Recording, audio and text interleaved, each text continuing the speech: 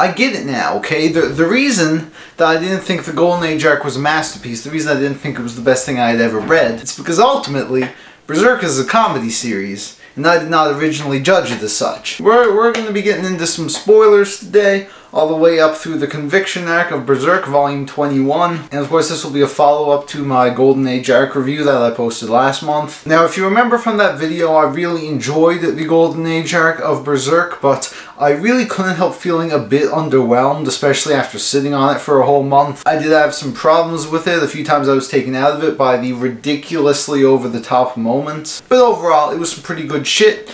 I wasn't really sure what to expect continuing the series though, because there is a large group of people who think that Berserk gets worse after the Golden Age arc, or rather it peaks at Golden Age and everything else just pales in comparison. And because I didn't like Golden Age as much as a lot of people, I was kind of worried going in that I wouldn't enjoy the rest of the series. But oh boy! Oh boy was I wrong! We pick up 2 years after the Golden Age. We meet back up with Guts and Puck, sort of around the same timeline as the first few volumes. And thus begins the Lost Children chapter of the Conviction arc. And I had to say, I'm gonna just be straight with you, this right here was the best thing I have read in Berserk so far. I was kind of blown away by how much I enjoyed this part of the story. It had pretty much nothing to do with the Golden Age, and it doesn't really seem like anything that happened in this arc will be important later on. Its only real goal seemed to be to reintroduce us to present-day Guts and Puck, and there are a number of reasons why I enjoyed this part so much. The biggest one being something that I really wasn't expecting at all from Berserk, and that was a really significant change in the tone of the series. Like up until this point, even before Golden Age, Berserk had been a very, very dark series. Awful things kept happening, and oftentimes it was a pretty depressing read. Lost Children wasn't like that at all. In fact, at times it felt like I was reading a completely different manga. Because unlike the Golden Age, the one word I would use to describe Lost Children is fun. We're presented with a rather simple story, sort of akin to, you know, like a shonen battle manga monster of the week type deal, where Guts and Puck arrive at this village, all the children are being kidnapped by this evil fairy lady, there's this other girl Jill who gets thrown into the mix, and hijinks ensues. Now probably the biggest thing that attributed to this large change in tone is Puck. I wasn't a huge fan of Puck at first. I felt that he didn't really mesh well with the super dark series that Berserk seemed to be. But here, he's a fucking riot, and he became my favorite character in Berserk. He's just absolutely incredible. How can you not absolutely love Puck? Just look at this guy. Man, he was always going around goofing off, you know this shit when he's like beating up all the demons, man. Mwah, absolutely beautiful. And while all of this is happening, Guts, of course, is fighting off the evil fairy people. And we get some truly excellent action scenes. They're as ridiculously over the top as ever, definitely even more so than the Golden Age, but I feel like this new shift in tone really helped me just not give a shit about how ridiculous the action scenes were. There's one scene where the evil fairy lady, she like stabs Guts in the face through his cheeks and he like catches the sword with his teeth. Come on now. But it was all absolutely spectacular. Now, was it still Berserk? Yes, of course the action was completely ridiculously horrifying, because of course Guts essentially kills like 100 children. But again, much like the over-the-top violence, this new shift in tone really helped me just not care about those kids. I'm sorry. Guts just massacring them, and you know how quickly it gets brushed off, how like no one really seems to care. It was all pretty great. I also read this entire part in one sitting. I really couldn't stop. It was absolutely excellent. So yeah, really solid stuff. But I haven't even gotten to the meat of this arc yet, because the Lost Children chapter was really just a build-up. Because after Guts comes back to see Casca and finds out she ran off to this crazy tower place with all these religious cucks, that is when the true story of the Conviction arc starts. And oh boy, no shame, when the chains still phrase, every mother will show you another way. So put your glasses on, nothing will be wrong. Oh my god. this was certainly a thing. Let me get the more serious aspects out of the way first, because this does have a much darker tone than Lost Children. Lost Children really felt like sort of its own thing, like a fun little side story. Things definitely got a bit more serious here. I don't think it was as dark and depressing as Golden Age, but you know, it was still some pretty serious shit. And I have to say, I really enjoyed the story of the Conviction arc. I don't think it was as good as Golden Age, just because I think one of the things that made the Golden Age so great was the character dynamics, and here most of those are pretty much gone. Because, you know, like they either all died, lost their minds, or became demons. But yeah, still a very enjoyable story. We got a lot of new interesting characters, like this one girl, well, whatever the fuck her name is. We got these prostitute ladies. We got a mongoose. We got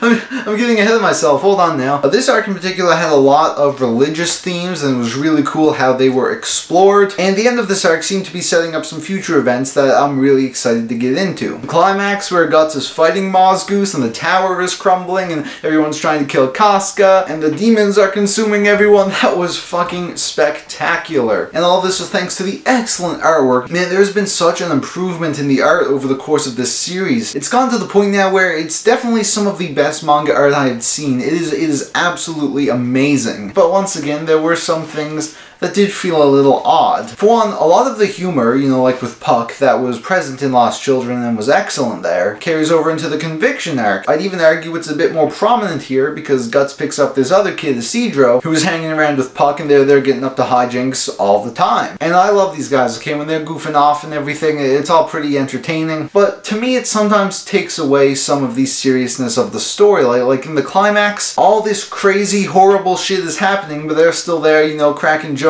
and one-liners like, big balls make for big falls. What? It's weird. It's like you have two things I really enjoy, like the dark and serious story and then like all the fun humor stuff. I really don't think they go all that well together. In the less serious moments of the story, yes, sure, absolutely, I'm all for that humor. Maybe not in the middle of all the serious story shit. It kind of takes away a bit of the suspense. And then there was Mozgoose, who I'm sorry, okay?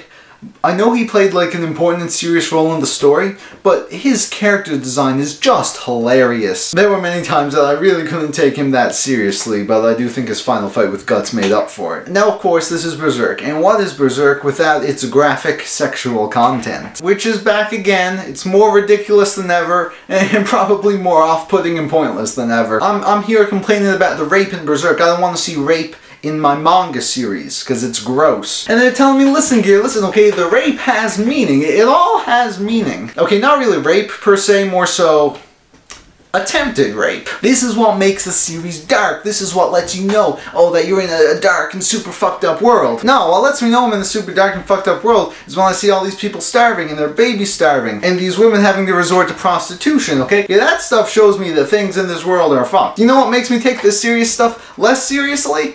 Demon Horsecock. I don't want to see this. What the fuck? Then you had probably the most ironically amazing scene in the entire series so far. There's like this cult of religious crazies in the cave, and then they got Casca there. Puck and Isidro are also there. They're all being goofy, throwing rocks into people's eyes. Then they got the Great Goat, this dude wearing a giant goat head. I don't really know what's up with that guy, but whatever. But then Casca's brand activates, all the demons get summoned, and one of the demons possesses the Great Goat, which turns him into an actual goat demon. He has, as the Berserk wiki puts it, a serpentine penis. So then his serpentine penis goes and caresses Casca, as he implies that he wants to mate with her, but before he can do so, Guts comes in, slices off his serpentine dick, and cuts his head off. Now this was truly something spectacular to behold, but at the same time I lost all of my focus on the story and had to put it down for a little bit. Does this have meaning? I'm serious.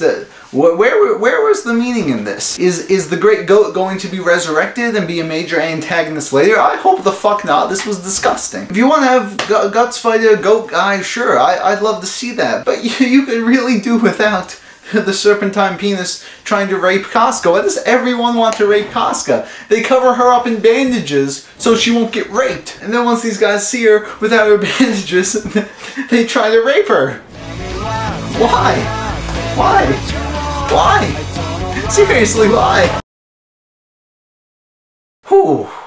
All that being said though, I still really enjoyed the Conviction arc of Berserk. I'm sure it seemed like I made a big deal out of all of these things, but overall, these are really just minor things that I don't really understand or enjoy about the series. I still had an absolute blast with this arc, and because of, you know, the increase in action and a slightly lighter tone, I really did enjoy this section more than Golden Age. I really did enjoy this section more than Golden Age, and I'm very much looking forward to reading the rest of Berserk. There are a few things I want to read first, but I'm definitely very eager to jump into the Millennium Falcon Age of Empires arc. So with all that being said, thank you all so much for watching. You can leave your thoughts on the Conviction arc in the comments below. I'm really interested to see what you guys think, especially because I know there's a lot of people who think that this section is worse than Golden Age. And with that, I will see you all in the next video.